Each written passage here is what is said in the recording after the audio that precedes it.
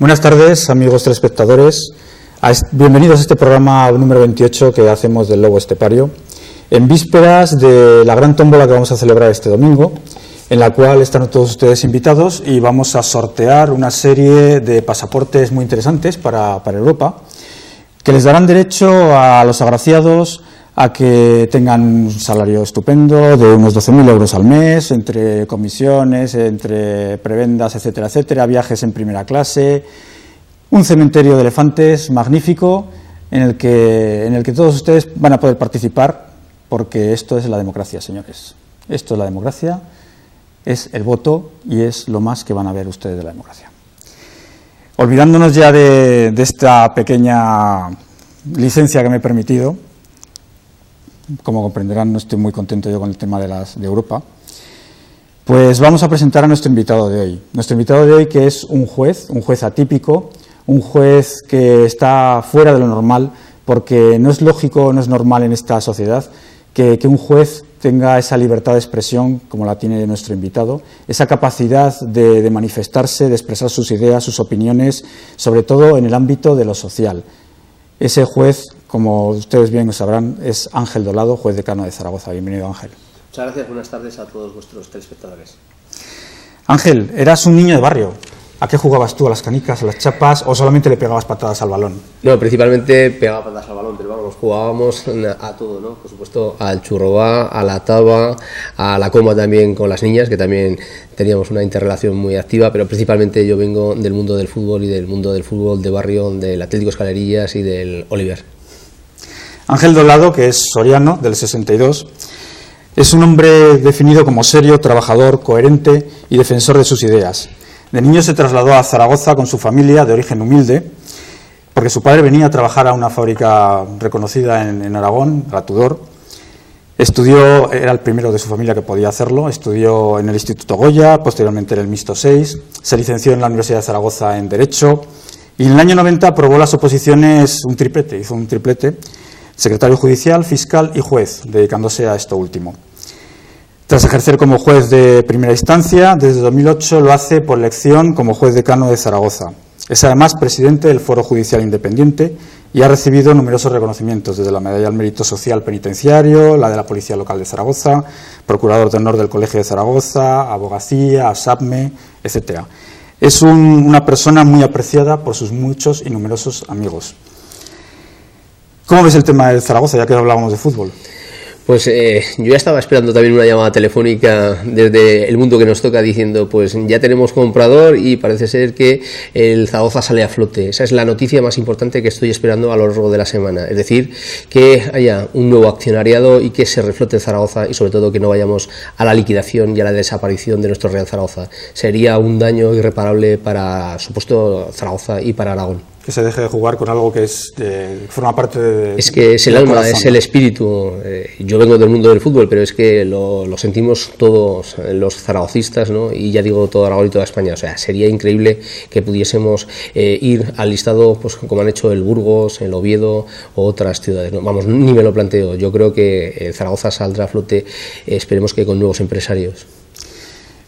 De niño veías a tu padre sufrir lo que era estar inmerso en ese engranaje, en ese sistema productivo empresarial que mata a las personas, ¿no? Y te prometiste a ti mismo no formar parte de él. Yo lo tuve claro, o sea que cuesta mucho todo en la vida, pero cuando ves que lo más costoso es lo que hace tu propio padre, y es dejar el pueblo con mi hermana, con mi madre, e irse a la aventura, ¿no? Como ahora está pasando igualmente, pero con un ánimo de trabajo, y consigue trabajo en una empresa importante, pero tú lo has dicho muy bien, o sea, la vida de estos trabajadores a turnos, de mañana, tarde y noche, acabaron con su vida. De hecho, mi padre se jubila con 59, pero a los 61 fallece, y ya hemos llegado tarde, pero suponemos que ahora habría claramente un supuesto de enfermedad profesional, como estamos viendo pues en lo que está sucediendo en otras empresas, no ya en la Opel, sino en la CAF principalmente, pero sí. El estado de la ciencia cuando mi padre fallece no pudo evidenciarse, pero desde luego muere por el trabajo. Sí, porque igual que en la CAF con temas de amianto, ¿no? En la Tudor sí, con muchos mi temas padre hacía principalmente lo que era el embalaje plástico de las baterías y trabajaba con amianto, con azufre y con todos esos elementos, sí. ¿Y te convertiste en un juez rebelde, como dice la canción de Janet, o no te consideras rebelde? Vamos, es que si yo soy rebelde, apaga y vámonos. Y yo lo único que hago es aplicar mis conocimientos y eso sí, con libertad de expresión, intentar modificar en mi pequeña parcela lo que nos corresponde, ¿no? O sea, lo mío, vamos, yo no creo que sea tampoco un exceso de valentía. Yo creo que todo el mundo deberíamos estar en esta línea, ¿no? Y eso que tampoco significa que los jueces nos estemos quitando la venda de los ojos, ¿no? Cuando tienes los casos, aplicas el concepto de imparcialidad y objetividad, pero fuera de eso somos un ciudadano más y si podemos hacer ofrecimientos sociales para mejorar también las normas, ojalá nos hiciesen caso desde el punto de vista técnico. Pero si quieres un juez tuareg, he leído por ahí. Bueno, soy un juez tuareg porque he contribuido también en algún pequeño artículo con la Oca Loca. Hoy mismo he estado en instituciones penitenciarias, en concreto en Zuera, porque ha hecho un gran trabajo en una serie de internos donde durante 3 meses han hecho una escultura que se llama además Todos somos parte de la sociedad y que se va a presentar en sociedad y de forma permanente. Es un orgullo en la Ciudad de la Justicia. Vamos a depositarla allí y además yo hoy lo he dicho, por mucho síndrome de Catrina que tengamos y riadas, esa escultura tiene el peso del esfuerzo de los internos y desaparecerá incluso el propio Ranillas, pero ya lo verán el próximo martes a las 11:30, esa escultura será permanente en el edificio Fueros de Aragón. Desde luego hay un sinnúmero importante de funcionarios que realizan unas tareas encomiables tanto en la prisión de Zuera como en la de Daroca. La revista La Oca Loca, que es donde apareciste tú como colaboras, ¿no? Como sí, el juez tuareg. Exacto. Pues es de la cárcel de Daroca precisamente, la realizan los presos. Y la verdad es que desde aquí siempre les apoyamos. No, así es, así es. Lo más importante es que estén entretenidos y por supuesto que encima se formen, porque todo esto les evita pensar en otras cosas que les perjudicarían psicológicamente y sobre todo, hoy hemos visto una serie de módulos también de respeto y de trabajo, pues que dentro de lo difícil que está para todo el mundo, si por lo menos consiguen una formación que no pudieron en sus días, porque en muchas ocasiones por el estrato social de cada uno viene, es que es difícil salir en esta sociedad adelante. En tu casa eras quien ponía paz, eras quien estaba siempre mediando en los conflictos, ¿no? Y estaba siempre estableciendo, eso es al menos lo que te atrajo de ser juez, ¿no? Eso sí. Y decidir también, tener la capacidad de decisión, ¿no? Sí, yo creo que el espíritu de conciliación y mediación, más que la resolución en sí misma de los conflictos, porque yo siempre he dicho que los jueces damos una respuesta, pero no damos una solución al problema. Entonces, sí, yo ya desde pequeño, no solamente en el ámbito familiar, sino también en el propio mundo deportivo. Yo en algunas ocasiones no he estado de acuerdo con algunos entrenadores en relación a lo que era la táctica o incluso las plantillas, y si había problemas, yo era el interlocutor y el que hablaba con el entrenador, ¿no? Intentando pacificar, porque es algo que me ha ido, sí. Una persona conciliadora. Sí, por eso decidí dentro de las 3 oposiciones que aprobé ser juez y no optar por las de secretario o fiscal, que igualmente siempre las voy a tener ahí como un honor. Y por eso eres también firme partidario de la mediación, ¿no? Que es algo que en España no se lleva mucho. No se lleva mucho porque estamos acostumbrados a ir a la batalla, a ir a la guerra y a intentar ganar una guerra. Y eso no tiene sentido porque lo estamos viendo. Somos fieles partidarios en todos los temas de la mediación porque la mediación es un sistema en el cual la solución la da las propias partes en conflicto.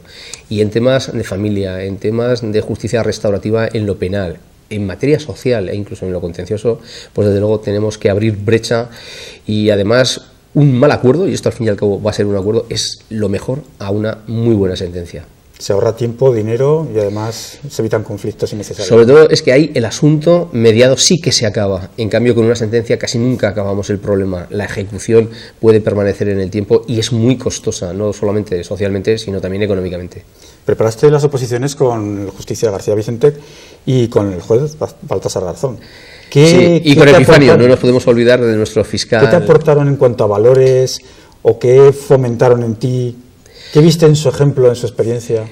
En la Justicia de Aragón vi también precisamente ese espíritu dialogante y ese espíritu de esfuerzo continuado. O sea, nunca nos dejaba de caer porque el mundo de las oposiciones es un mundo duro. Y luego en Baltasar Garzón lo tuve durante 4 meses que íbamos a su casa porque habíamos aprobado los teóricos y nos faltaban los casos prácticos. Y ahí en Baltasar Garzón lo que me di cuenta es que, por supuesto, no solamente sabía derecho penal, sino sabía todo lo que era el ordenamiento jurídico, además de la justicia universal. Y ahí también vi a un hombre totalmente motivado, estábamos hablando de los años 88-89, llevaba 2 o 3 años en la Audiencia Nacional y lo que quería era, evidentemente, hacer un mejor país dentro de su propio trabajo. luego le pasó lo que le pasó, no sé si se engañó, se dejó engañar, se confundió, porque yo siempre estoy en contra de lo que se denomina puerta giratoria. Los jueces, si damos el paso a la política, luego no se puede retornar, eso lo tengo clarísimo, porque el concepto ante la sociedad de objetividad e imparcialidad lo hemos perdido. Todo el mundo podemos tener ideología, pero si damos el paso a la política, uno tiene que permanecer en esos derroteros, pero nunca volver a la judicatura. Muy lógico, razonable, evidentemente. Necesitamos más políticos de barrio. Tú eres una persona que ha llegado a un cierto poder, ha adquirido un cierto poder, y sin embargo nunca has olvidado que eras un niño de barrio, que eras de familia obrera, humilde. En cambio hay mucha gente que alcanza el poder y parece que se olvida que ha sido gente de barrio, de pueblo. Pero eso es lo que define a las personas, ¿no? Si es así, yo creo que los que hemos sido unos privilegiados, y yo lo soy, hoy también lo acabo de reconocer en la prisión, mínimamente lo que podemos hacer es de vehiculizar todas esas problemáticas sociales. Y en mi caso, lo más importante es que además tengo la confianza de todos mis compañeros o jueces que me han elegido en 2 ocasiones, y eso también es muy importante, porque en la judicatura, tú bien lo has dicho, hay todo tipo de jueces. Entonces, el que yo, con mi perfil, que es el que acabas de diseñar, todavía tenga esa confianza y sirva también de interlocutor entre comillas, mi casta y los ciudadanos, eso creo que es un valor que nunca lo puedo dejar. Y de hecho todos los reconocimientos han venido por el mundo de las actividades sociales y no lo pienso perder en la vida. Yo lo que digo a veces es que me gustaría hacer mucho más que lo que estoy haciendo, si es que hago algo, claro. ¿Crees entonces que el poder deshumaniza o nos convierte en psicópatas, o que realmente los que alcanzan el poder son psicópatas, como dice alguna teoría? Yo ahí tanto no llego porque eso es muy complicado para mi nivel intelectual. Lo que yo sí que creo que el poder, claro que transforma, y no necesariamente el poder económico. Un juez tiene poder. Tiene el poder de decidir sobre la libertad, que es lo más importante de una persona, pero también sobre su propio patrimonio, sobre su familia. Ahora estamos hablando de custodias compartidas, de custodias individuales. Evidentemente, eso es poder. Entonces, lo que sí que creo es que tenemos que tener un sentido común y un equilibrio y una lógica, que creo que eso sería lo más importante, que no sabernos ningún tema de oposición. Ese criterio de lógica y de sentido común es lo que debería primar en todos nosotros. El problema es eso, evaluarlo en una oposición. Es difícilmente evaluable, ¿no? Pero lo que sí que está claro que, como todos los sistemas, hay que depurarlos, y si vemos que hay algún elemento que tiene una enfermedad, pues hay que apartarlo como cualquiera otro de un colectivo.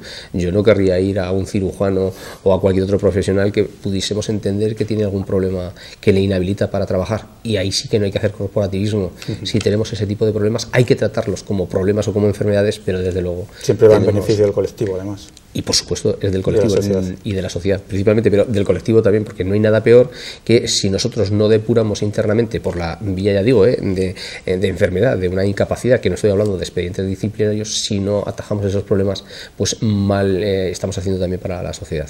Como juez decano eres gestor, eres administrativo de tu parcela. Pero yo creo que tú eres más, te va más la parcela vocero o altavoz de los jueces, ¿no?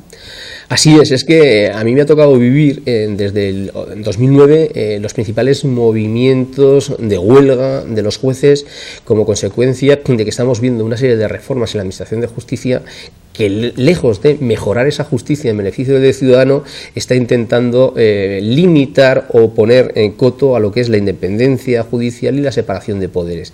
Y ante eso, claro, yo me rebelo, pero se rebelan la mayor parte de los jueces en España. Llevamos ya 3 movimientos de huelga, que pueden ser meramente simbólicas, pero es muy importante, porque algunos nos la prohíben, incluso desde el punto de vista ideológico o intelectual. Entonces sí, yo sí que soy un vocero, soy un portavoz de este tipo de jueces que quiere mejorar desde dentro y aportando en positivo soluciones. Lo que ocurre que no siempre nos está saliendo bien. Has tocado precisamente un tema que tenía apuntado, el de la huelga, que desde los ciudadanos yo creo que no se entiende muy bien que los jueces hagan huelga. Es algo como los militares o como la policía, o ¿no? Pues quisimos poner en evidencia que nosotros en unos determinados momentos también somos trabajadores en estos momentos, y que tenemos una empresa que nos paga, y sobre todo que teníamos unas políticas que, ya digo, intentaba dinamitar la esencia del Estado de Derecho, y ante eso hay que rebelarse, y la única forma de rebelarse en este momento es con el derecho de huelga. No hay que entenderlo como una cuestión meramente de defensa sindical, de corporativismo. Nunca hablamos de reivindicación, pero además mintiendo descaradamente. Nosotros nunca hemos reivindicado retribución salarial, ni días de permiso, ni nada de nada. Al revés, mejorar la administración de justicia, que tengamos el número suficiente de jueces para dar una respuesta de calidad y no meramente destajista y mala, porque eso es lo que quieren algunos políticos. Les da igual el resultado, quieren con la masa de jueces que tenemos que pongamos absolutamente todas las sentencias, asuntos que entren, y eso va en perjuicio del ciudadano. Aforamientos, indultos, la propia ley de enjuiciamiento criminal, ¿son paraguas de la corrupción? ¿Están defendiendo el sistema corrupto que hemos montado o que nos han montado? Nosotros también como colectivo de jueces, como decano, nos hemos pronunciado en contra de esas normas. Es que el círculo ya que cierra todo el tema está en los indultos. O sea, podemos criticar si tenemos una justicia lenta, si no tenemos medios, pero una vez que hemos conseguido con los esfuerzos una condena, que se vayan de rositas por la vía del indulto, eso es lo que ya genera mayor desconfianza en todos nosotros. Y yo no distingo colores políticos, yo hablo siempre de la clase política. Estará mal también porque pero claro, llevamos un montón de años gobernados por dos grupos mayoritarios en los que confiábamos para regenerar este país. Y lo que estamos viendo es que pues el mapa de la corrupción en España está prácticamente extendido como una mancha de aceite. Y llevamos 4 o 5 años de crisis y no vemos esas indicaciones para regenerar. Hay que aprovechar de esta crisis este tipo de cánceres que tenemos. Y lo estamos viendo que en las reformas legislativas, al revés, se aumentan los aforamientos en lugar de eliminarse como ocurre en Francia, que hay 1 o 2 personas. Es verdad, hay una serie de privilegios y no quieren acabar con esos privilegios, porque si acaban con esos privilegios, entonces ya sí que todas las armas de los jueces caerían absolutamente sobre los presuntos delincuentes. Has nombrado antes también el tema de la justicia universal, que es un tema importante que también se está encargando, diciéndolo coloquialmente, ¿no? No, es que es evidente, es importantísimo. Nosotros sabíamos que en los asuntos que tenemos en tramitación no tenemos los medios, pero tenemos la voluntad para seguir en marcha con esos procedimientos, y desde luego ninguno de las personas que hayan cometido genocidios, delitos de lesa humanidad, no van a poner los pies en España, porque si no serán detenidos a través de también órdenes internacionales.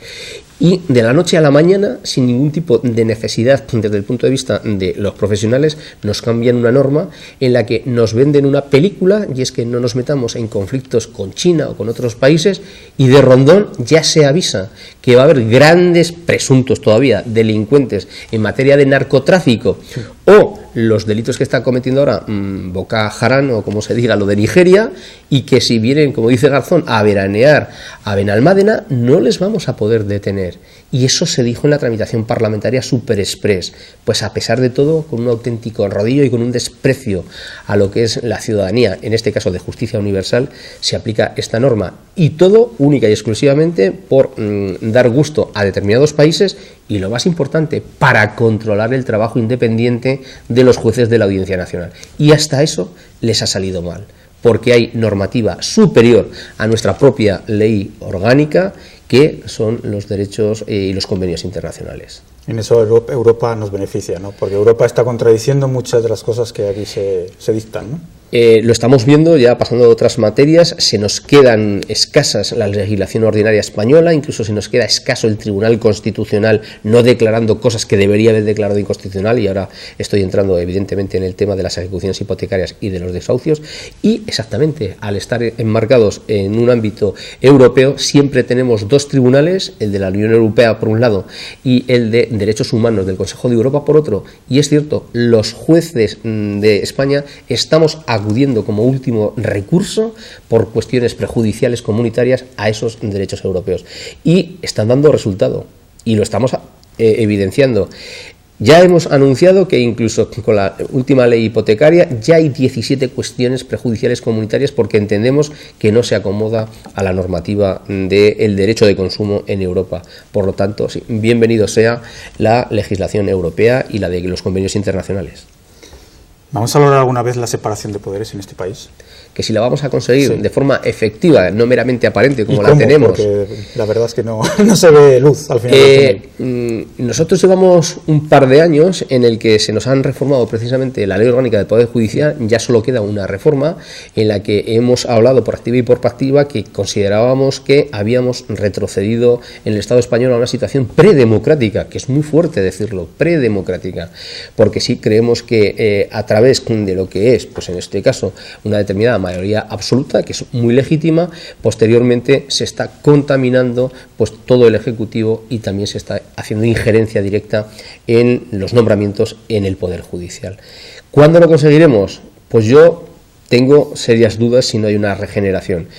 Porque cuando unos están en la oposición y hablas con ellos, te prometen absolutamente que esa independencia se va a garantizar y se van a modificar las leyes. Luego te das cuenta que si la legislatura siguiente ganan los contrarios, consolidan la normativa que nosotros hemos criticado y, si me apuras, todavía la empeoran para maniatarnos. Lo último que se espera es que a lo mejor conversaciones como la que yo estoy teniendo con ustedes no la pueda realizar porque soy un juez en ejercicio y tenga que todo lo más escribir artículos científicos o periodísticos para hablar de todo esto. O sea, esta es la última vuelta de tuerca.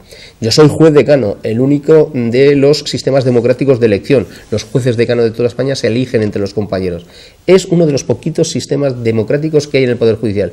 También una reforma que está en tramitación corta la cabeza de la figura de los jueces decano. En definitiva, auguro pues un porvenir bastante oscuro si no entra lo que es la lógica de la razón de Estado, pero con mayúscula, como se decía en la transición.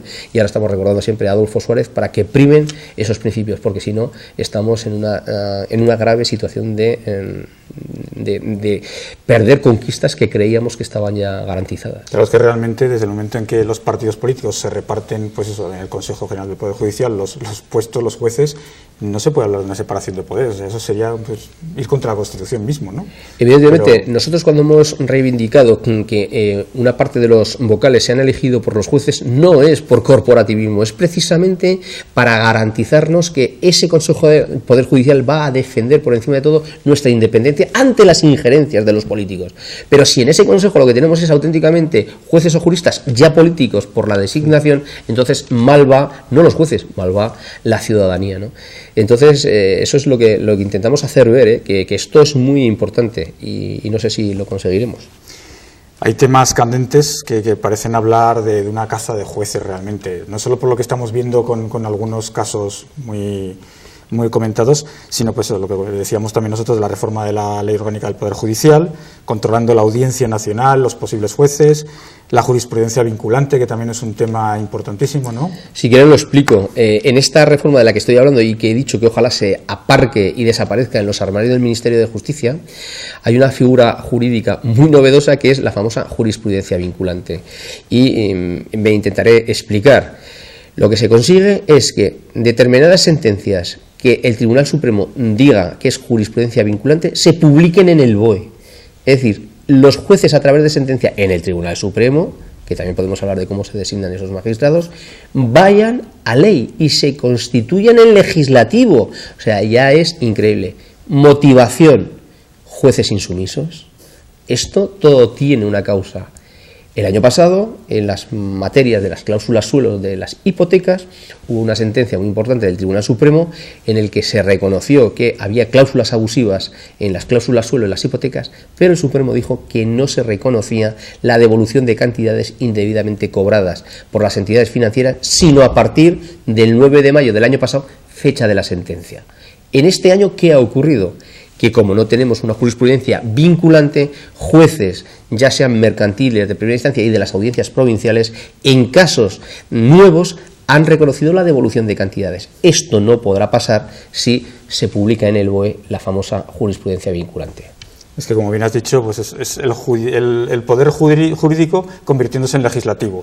El ejecutivo también en judicial, o sea, es tremendo. Es un totum revolutum, pero siempre dirigido por alguien, sí, por el que ha ganado unas elecciones, pero bien, manténgase usted en un ejecutivo o en un legislativo y haga juego parlamentario, pero no intente absolutamente integrar por esa mayoría absoluta de un legislativo los tres poderes, porque entonces no sé cómo calificarlo esto desde el punto de vista de derecho político, no me voy a atrever.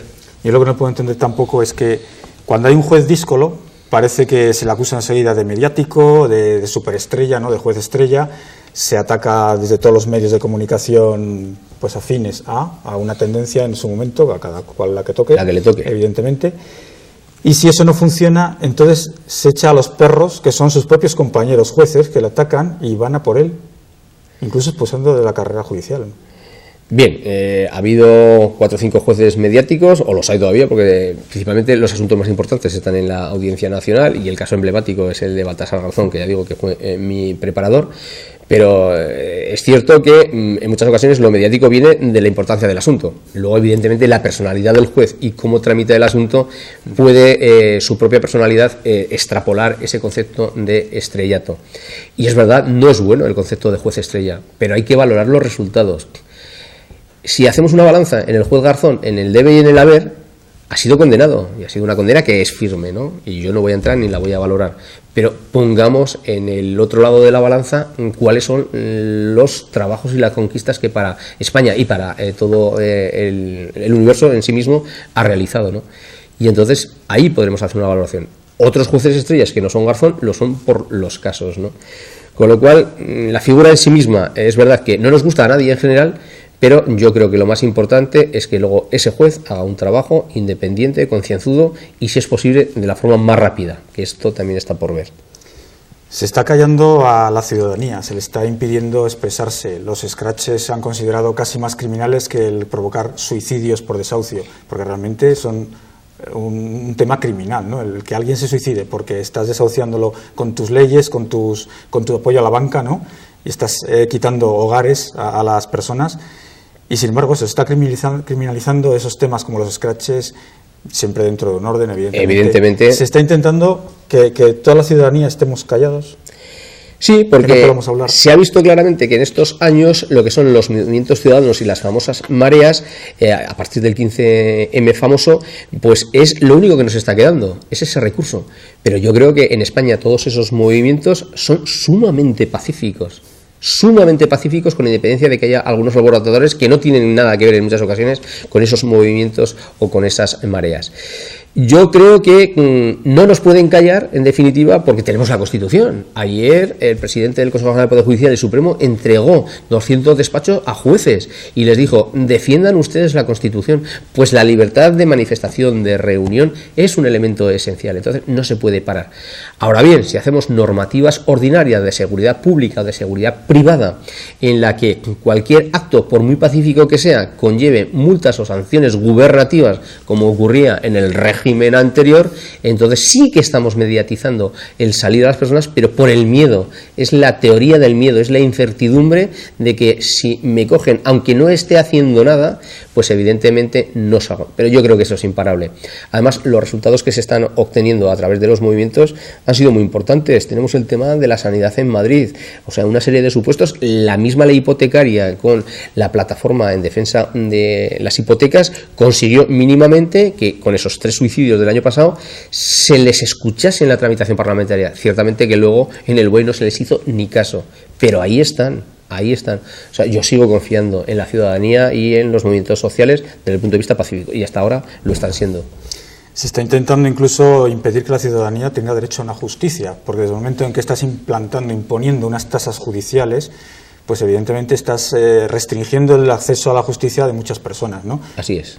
Solo van a poder los ricos al final pleitear. Evidentemente, los ricos o los muy muy pobres por la justicia gratuita, si es que todavía está llegando el dinero a justicia gratuita, pero la gran inmensa mayoría de clases medias no van a poder ir a ningún pleito contra la administración, contra las desviaciones de poder, lo que estamos denominando la jurisdicción contencioso administrativo. Ha habido una disminución en 2 años del 40% de demandas, precisamente por eso, porque encima de que estás luchando contra la administración, que van con una batería de abogados del Estado, te arriesgas a que si pierdes, pagas la tasa que ya has depositado, las costas de tu abogado, las costas del contrario.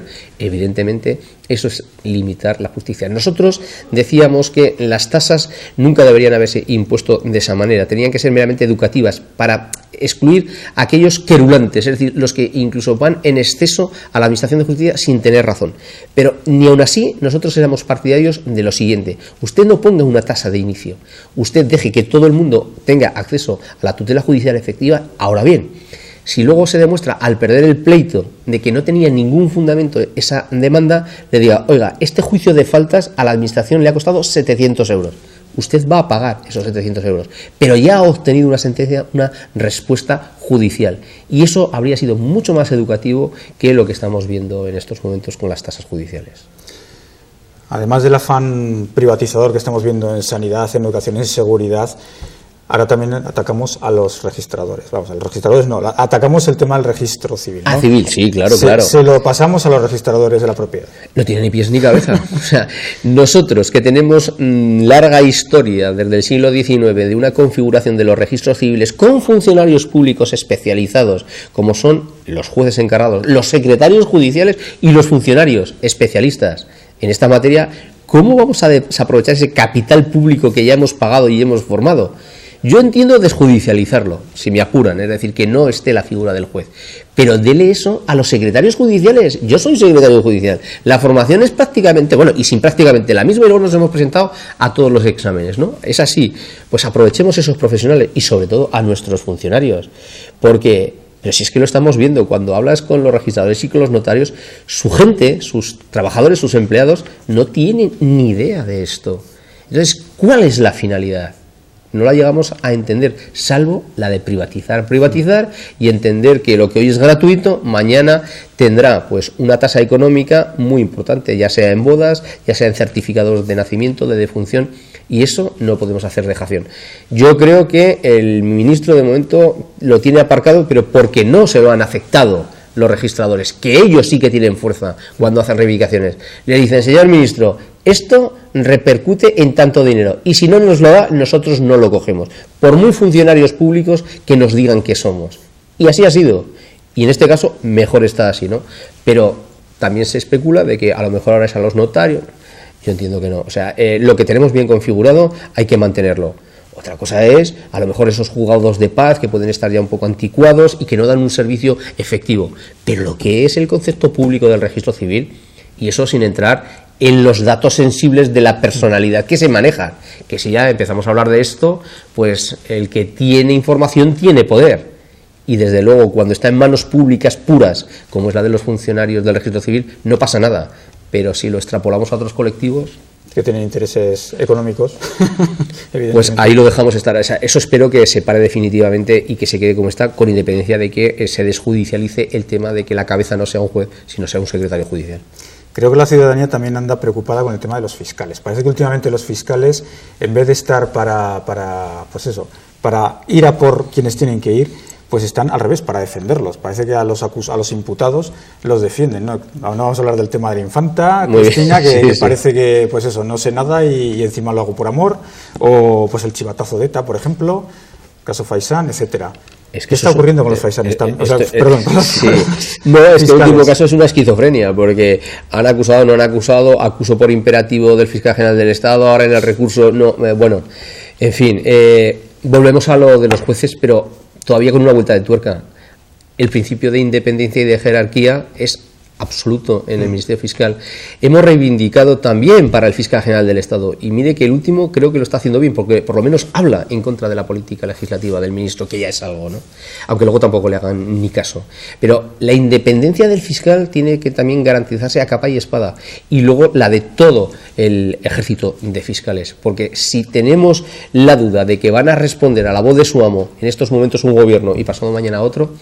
Mire, hay un informe del Consejo de Europa, del informe Greco, en el que nos saca los colores precisamente porque hace hincapié en que se tiene que garantizar la independencia de los jueces, pero también la independencia de los fiscales.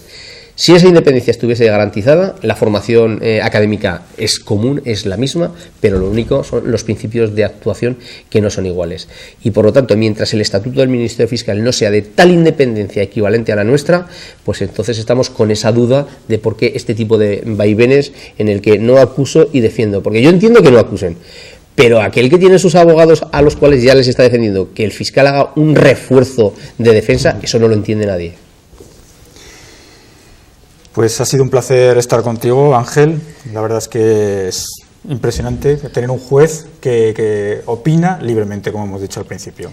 Pues muchas gracias y esperamos que siga así, porque la Constitución garantiza el derecho a la libertad de expresión, y además yo en estos momentos, no lo he dicho al principio pero ya todo el mundo lo sabe, me manejo con un margen de maniobra mucho más interesante, porque yo mañana no voy a celebrar un juicio ni voy a poner una sentencia, claro. Con lo cual en estos momentos de decano liberado tengo esta posibilidad de evidenciar lo que son cuestiones técnicas y de reivindicación, no solamente de jueces, fiscales, secretarios y funcionarios, sino lo más importante, de la ciudadanía.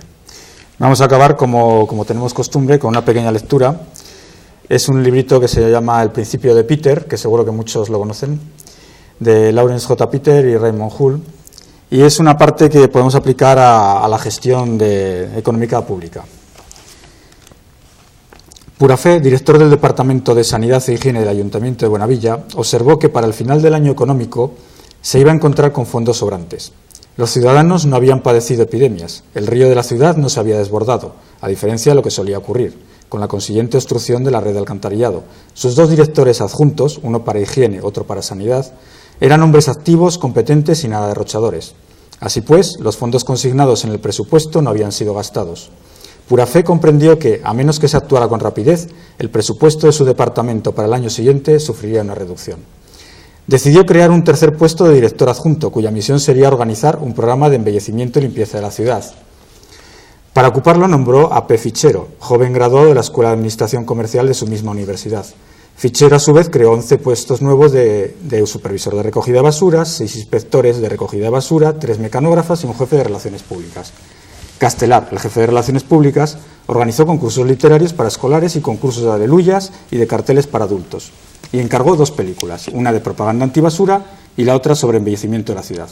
Las películas fueron rodadas por un productor independiente que había estado con Castelar y Fichero en la agrupación teatral de la universidad. Todo salió bien. Purafé excedió las cifras del presupuesto y consiguió que se asignara un presupuesto superior para el año siguiente. Creo que es un ejemplo de cómo se gestiona muchas veces en las administraciones públicas. Nada más, amigos telespectadores, recordarles simplemente que el próximo jueves tendremos con nosotros a Belén Boloqui, historiadora, firme defensora del patrimonio de ese bastión que es Apudepa. Muchas gracias por su compañía.